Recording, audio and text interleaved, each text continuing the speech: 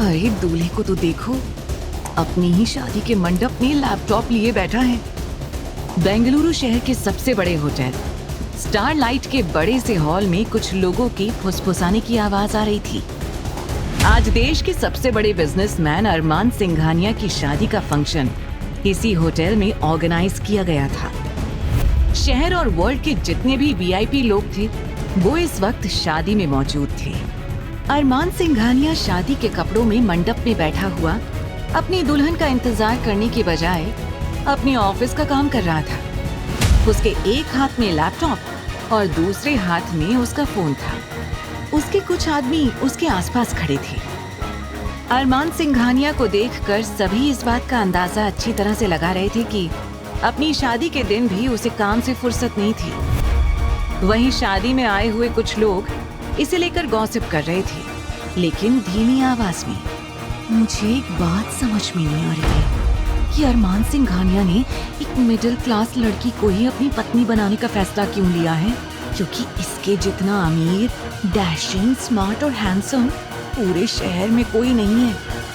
अगर ये चाहे तो एक से बढ़कर एक अमीर लड़कियां इससे शादी करने के लिए तैयार हैं। तभी दूसरी औरत ने हैरान होकर कहा, अरे मैं तो ये सोचकर हैरान हूँ कि अरमान सिंघानिया शादी करने के लिए मान भी कैसे गया। तुम्हें याद नहीं, 1 साल पहले एक मॉडल ने अरमान सिंघानिया को भरी महफिल में प्रपोज कर दिया था और अरमान ने बिना किसी की परवाह किए उसका पूरा करियर, उसकी पूरी जिंदगी बर्बाद कर दी। फिर वो लड़की कौन है जिससे अरमान शादी करने के लिए तैयार हो गया? पहली औरत ने डरते हुए धीमी आवाज में कहा, अब जो भी हो हमें क्या, अगर अरमान या उसके परिवार ने हमें उसके बारे में बात करते हुए सुन लिया ना तो वो हमें भी बर्बाद कर देगा। तभी पंडित जी की आवाज गूंज उठी, जल्द से जल्द दुल्हन को बुलाया जाए। अब दुल्हन को बुलाने वाली बात सुनकर सामने खड़ी हुई एक औरत जल्दी ही 2-3 लड़कियों को लेकर दुल्हन के कमरे की ओर जाने लगी। लेकिन जैसे ही वो दुल्हन वाले कमरे की ओर बढ़ी, दुल्हन के पापा ने तुरंत ही उनका रास्ता रोक लिया और हड़बड़ाते हुए कहने लगे, अरे आप लोग चलिए, मैं अपनी बेटी को लेकर आता हूँ, बस थोड़ी सी तैयारी अभी बाकी है। ऐसा कहकर उन्होंने बात टाल दी और वापस से लड़कियों को नीचे शादी के मंडप की ओर भेज दिया। उन सबसे कुछ दूरी पर खड़ा एक बूढ़ा आदमी बड़ी ही हैरानी से ये सब कुछ नोटिस कर रहा था। वो शख्स कोई और नहीं बल्कि अरमान सिंघानिया के दादाजी आलोक सिंघानिया थे, जिनके कहने पर ही अरमान सिंघानिया ये शादी कर रहा था। और क्योंकि उनकी आखिरी ख्वाहिश यही थी कि वो अपने पोते की शादी अपनी आंखों से देख सके, इसलिए आलोक सिंघानिया ने अरमान की शादी तय कर दी थी। और शादी के लिए उन्होंने अपने ही ऑफिस में काम करने वाले एक क्लर्क मिस्टर मनोज मल्होत्रा की बेटी को चुना था। मिस्टर मनोज मल्होत्रा की बेटी का नाम प्रियंका था। प्रियंका को अरमान से मिलाया गया था और उसे बताया गया था कि अरमान की शादी प्रियंका से ही होगी। प्रियंका ज्यादा खूबसूरत नहीं थी, लेकिन वो किसी और से प्यार करती थी। साथ ही साथ उसकी जिंदगी में अपने कुछ सपने थे। वो जिंदगी अपनी शर्तों पर जीना चाहती थी। लेकिन जितना उसने अरमान के कारनामों के बारे में सुना था, उसके बाद से उसे अरमान से काफी ज्यादा डर लगने लगा था। अरमान को लड़कियों से एक तरह से चिढ़ थी, और ये चिढ़ क्यों थी, इसके उसके अपने रीजंस थे। क्योंकि पास्ट में उसके साथ कुछ ऐसा हुआ था जिसके बाद प्यार से, विश्वास से, हर चीज से उसका भरोसा उठ चुका था, जिसकी वजह से अब उसकी जिंदगी में सिर्फ पैसा कमाना सबसे ज्यादा जरूरी बन गया था। और उसी की बदौलत आज सिंघानिया इंडस्ट्रीज न केवल शहर भर में बल्कि पूरे देश की नंबर 1 इंडस्ट्री थी। अब जैसे ही बिना दुल्हन के वो औरतें वापस आईं, आलोक जी को कुछ गलत होने का एहसास हुआ। कहीं कुछ गड़बड़ तो नहीं है, मुझे दुल्हन के कमरे में जाना होगा। वो बिना कोई हलचल किए उस कमरे की ओर जाने लगे जिस कमरे में प्रियंका यानी कि दुल्हन मौजूद थी। और जैसे ही वो वहां गए, उन्होंने देखा कि कमरे में किसी के रोने की आवाज आ रही थी। अब आलोक जी काफी हद तक हैरान परेशान हो उठे और बिना दरवाजे पर दस्तक दिए तुरंत अंदर चले गए। अंदर आकर उन्होंने देखा कि एक बहुत ही खूबसूरत और प्यारी सी लड़की का हाथ मनोज जी यानी कि प्रियंका के पापा ने पकड़ रखा था और साथ ही साथ प्रियंका की माँ उसे मार रही थी। आलोक जी की हैरानी का कोई ठिकाना नहीं रहा और वो रौबदार और तेज आवाज में बोले, ये सब क्या हो रहा है यहाँ पर?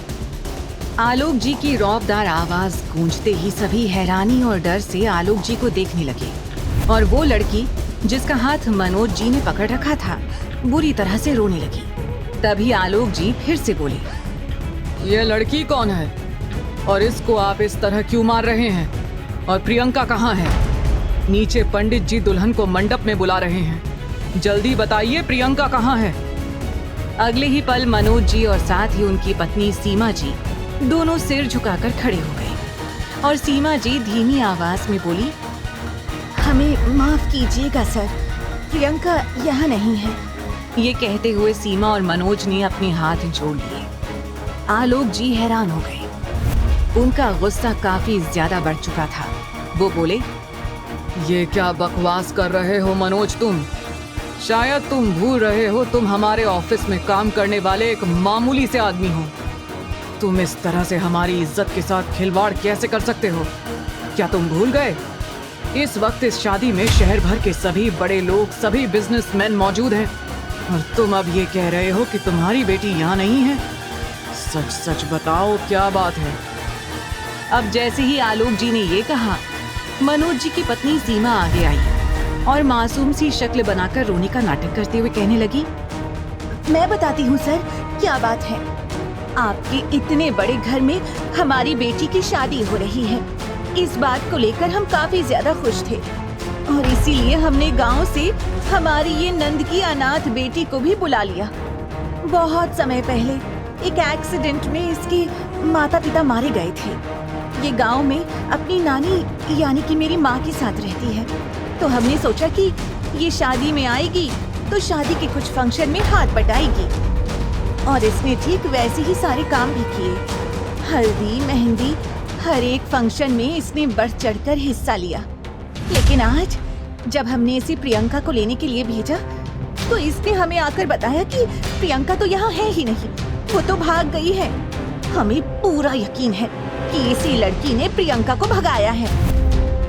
ऐसा कहकर सीमा आस्था पर इल्जाम लगाने लगी। मासूम आस्था रोने लगी। उसने रिक्वेस्ट करते हुए सीमा जी से कहा, इसमें मेरा कोई कसूर नहीं है मामी, आपको गलतफहमी हुई है। जब मैं प्रियंका दीदी को लेने के लिए इस कमरे में आई, प्रियंका दीदी उस वक्त कमरे में मौजूद ही नहीं थी।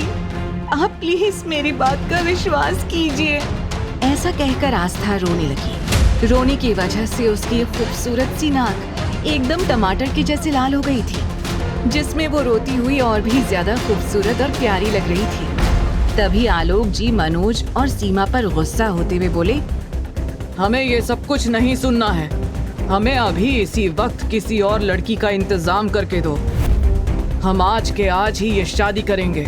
अगर आज ये शादी नहीं हुई तो पूरा का पूरा सिंघानिया एम्पायर बर्बाद हो जाएगा और तुम अच्छी तरह से जानते हो कि उसके बाद अरमान तुम्हारी क्या हालत करेगा, क्योंकि वो सब कुछ बर्दाश्त कर सकता है लेकिन अपने बिजनेस पर और अपनी फैमिली पर कोई भी बेइज्जती या दाग बर्दाश्त नहीं कर सकता। अब मनोज और सीमा दोनों एक दूसरे की शक्ल देखने लगे थे।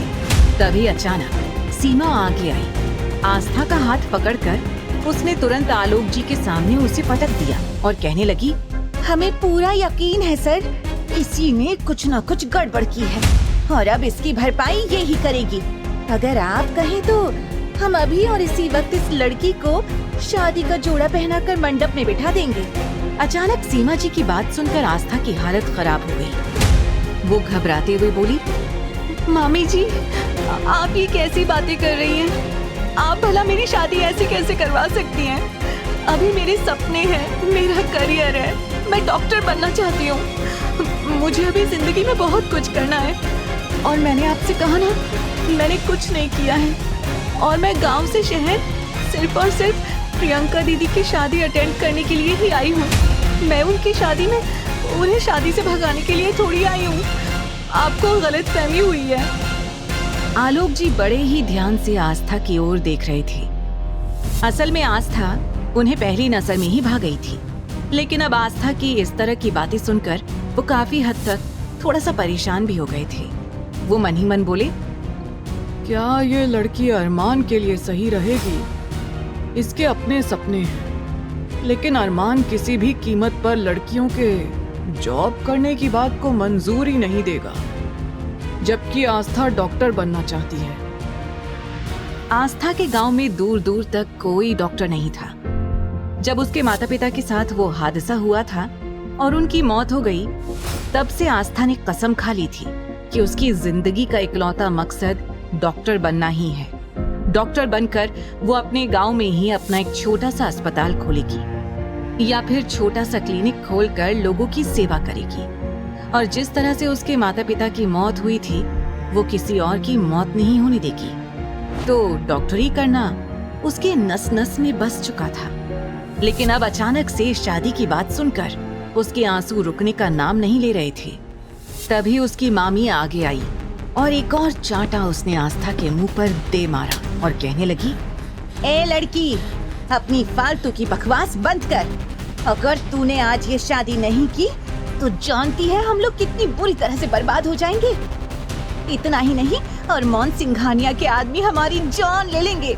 वो तेरे मामा को गोली मार देंगे, गोली। अब तू देख ले तुझे क्या करना है। अगर तू हमारी लाश देखना चाहती है तो बेशक ये शादी मत कर। ऐसा कहकर वो बुरी तरह से आस्था को मजबूर करने लगी। वहीं आस्था के आंसू और ज्यादा बहने लगे। उसे कुछ समझ में नहीं आ रहा था कि वो करे तो क्या करे। लेकिन तभी आलोक जी ने कहा, इस लड़की को शादी के जोड़े में तैयार करो, फटाफट से मंडप में बैठा दो। आलोक जी ये ऑर्डर देकर वहां से जा चुके थे। आस्था घुटनों के बल बैठकर बुरी तरह से रोने लगी। तभी अचानक उसके मामा दोनों हाथ जोड़कर आस्था के सामने घुटनों के बल बैठ गए। वो रोते हुए बोले, आस्था बेटा, अपने मामा की जान और इज्जत दोनों ही बचा लो। मुझ पर ये एहसान करो, अगर तूने आज ये शादी नहीं की तो अरमान सिंघानिया हम सबकी जान ले लेगा। तुम नहीं जानती कि वो गुस्से में कितना ज्यादा खतरनाक बन जाता है। उसके लिए जान लेना बहुत मामूली सी बात है बेटा। हमारी बात मान लो और शादी के लिए हाँ कह दो। ऐसा कहकर वो बड़ी ही बुरी तरह से रोने लगी। आस्था को कुछ समझ में नहीं आ रहा था। उसने सवाल करते हुए कहा, मैं ये शादी कैसे कर सकती हूँ? मेरे बाद मेरी नानी का क्या होगा? मेरी नानी मेरे बगैर नहीं रह पाएंगी। मनोज जी जल्दी से उसे समझाते हुए बोले, बेटा, शायद तुम भूल रही हो, तुम्हारी नानी मेरी माँ भी है। तुम्हारा ध्यान रखने के लिए हमने उन्हें उस गांव में तुम्हारे पास छोड़ रखा था, लेकिन अब मैं उन्हें हमेशा के लिए वहां से ले आऊंगा। बेटा, बस तुम शादी के लिए हाँ कह दो। मैं तुमसे वादा करता हूँ उनकी दिन रात सेवा करूंगा। अपनी नानी को लेकर परेशान होने की कोई जरूरत नहीं है मेरे बच्चे। आस्था पर उनकी इन बातों का असर नहीं हो रहा था। वो अब भी शादी के लिए तैयार नहीं थी। मनोज जी ने उसे झांसे में लेते हुए कहा, अभी के लिए बस तुम शादी के लिए हाँ कह दो, उसके बाद हम कुछ ना कुछ करके तुम्हें अरमान की जिंदगी से निकाल लेंगे। बस कुछ दिनों की बात है, कुछ दिनों तक इस शादी के रिश्ते को निभा लो, प्लीज बेटा, प्लीज। ऐसा कहकर वो उससे विनती करने लगे। अब आस्था पूरी तरह से मजबूर हो चुकी थी। आस्था अपने मामा के पहली बार कॉल करके अपनी बेटी की शादी में शिरकत करने के लिए बुलाने पर खुशी से पूरे गांव में उछल रही थी। हालांकि आस्था की नानी ने उसे यहाँ आने से मना भी किया था। आस्था के कानों में एक हफ्ते पहले की अपनी नानी की बातें गूंजने लगी। बेटी, हम इस शादी में नहीं जाएंगे। ये मनोज अच्छा नहीं है। भले ही वो मेरा खून हो, मेरा बेटा हो, लेकिन तूने देखा नहीं, शहर में जाकर वो इस तरह से बस गया है जैसे पीछे उसका कोई भी नहीं है। उसने एक बार भी अपनी बूढ़ी माँ की खैर खबर नहीं ली। बस हर महीने के तौर पर घर खर्च के लिए पैसे भिजवा देता है और अपनी सारी जिम्मेदारी से आजाद हो जाता है। नानी के मना करने के बाद भी आस्था ने उनकी बात नहीं मानी, क्योंकि वो हमेशा से गांव में रही थी। उसने शहर की दुनिया, शहर का माहौल, वहाँ के कोई फंक्शन नहीं देखे थे। तब आस्था ने अपनी नानी को समझाते हुए कहा, नानी माँ, आप ऐसा क्यों सोच रही हैं? हम ये भी तो कह सकते हैं ना कि कम से कम मनोज मामा ने हमें बुलाया तो है ना, वरना वो चाहते तो हमें बुलाते भी नहीं। नानी, आपकी इकलौती पोती प्रियंका की शादी है तो हमें तो जरूर जाना चाहिए। अब प्लीज आप मना मत कीजिएगा, हम चल रहे हैं, बस बात खत्म। जब आस्था ने अपनी नानी को बहुत समझाया तो वो मान गई और दोनों शादी में जाने के लिए निकल गईं। वो दोनों प्रियंका की हल्दी से 2 दिन पहले ही शहर में पहुंच गईं। शहर आकर आस्था ने शहर का माहौल देखा। वो बहुत खुश हो रही थी। हालांकि उसे डॉक्टर की पढ़ाई करने के लिए भी शहर में ही आना था, तो इसलिए आस्था ने सोचा कि वो शादी में जाएगी, साथ ही साथ शहर के रंग रूप, ढंग, शहर का माहौल देख लेगी।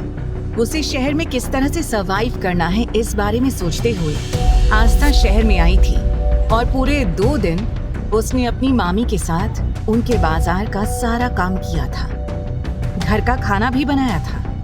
इतना ही नहीं, उसकी मामी ने पूरी तरह से सारी जिम्मेदारी आस्था के कंधों पर ही दे दी थी। साग सब्जी लाना, घर में मेहमानों की देख रेख करना, खाना पीना, झाड़ू पोछा, बर्तन, वो सब कर रही थी। हालांकि उन्होंने घर के काम के लिए नौकर भी लगाए हुए थे, लेकिन सब कुछ आस्था अपनी निगरानी में ही करवा रही थी। और बड़े ही जोरों शोरों से प्रियंका की हल्दी और मेहंदी का फंक्शन भी हुआ था। लेकिन एक दिन पहले फंक्शन के बाद रात के 2 बजे थे जब अचानक आस्था की आंख खुली तो उसने देखा कि प्रियंका किसी से रो रो कर बात कर रही थी। तब आस्था को उस पर कुछ शक हुआ, लेकिन उसे अपनी नानी की कही हुई बात याद आ गई। नहीं नहीं, नानी ने मना किया है, मुझे किसी के भी मामले में नहीं घुसना है और ना ही किसी के बारे में ज्यादा सोचना है। तो यही सोचकर आस्था चुप हो गई थी और उसने किसी से कुछ नहीं कहा। लेकिन किसी को अंदाजा भी नहीं था कि प्रियंका इस तरह से शादी वाले दिन शादी का मंडप छोड़कर भाग जाएगी। इसके बारे में तो आस्था ने दूर दूर तक कुछ नहीं सोचा था। एक एक कर सब कुछ आस्था की आंखों के सामने किसी फिल्म की तरह चलने लगा। उसने रोते हुए कहा, मैंने तो बस इतना कहा था कि मैंने प्रियंका दीदी को किसी से बात करते हुए सुना था और अब सबको यही लग रहा है कि मैंने ही प्रियंका को भगाया है। हे भगवान, अब क्या करूं मैं? मुझे कोई तो रास्ता दिखाओ। बेबस आस्था को शादी का जोड़ा पहनाया गया और उसके सिर पर लंबा सा घूंघट डाल दिया गया। अरमान को इस बात के बारे में दूर दूर तक कोई एहसास नहीं था कि उसकी शादी प्रियंका से नहीं बल्कि आस्था से होने वाली थी, जबकि आस्था को तो उसने आज तक देखा भी नहीं था। अब जल्दी ही आस्था को दुल्हन बनाकर अरमान के ठीक बराबर में बिठा दिया गया। अरमान सिंघानिया ने एक बार भी अपने बराबर में बैठी हुई दुल्हन की ओर देखा भी नहीं। उसका पूरा ध्यान उस वक्त अगर किसी चीज पर था तो सिर्फ और सिर्फ अपने लैपटॉप और फोन की स्क्रीन पर। वो एक भी पल शादी जैसी चीजों में उलझकर अपना काम बर्बाद नहीं करना चाहता था। वहाँ आलोक सिंघानिया के अलावा किसी और को इस बात के बारे में दूर दूर तक एहसास नहीं था कि दुल्हन बदल चुकी थी। जल्दी ही अरमान सिंघानिया ने फॉर्मेलिटी पूरी करते हुए 7 फेरे कंप्लीट कर लिए और साथ ही साथ आस्था की मांग में सिंदूर भर दिया और मंगलसूत्र भी पहना दिया। आस्था का दिल फट रहा था।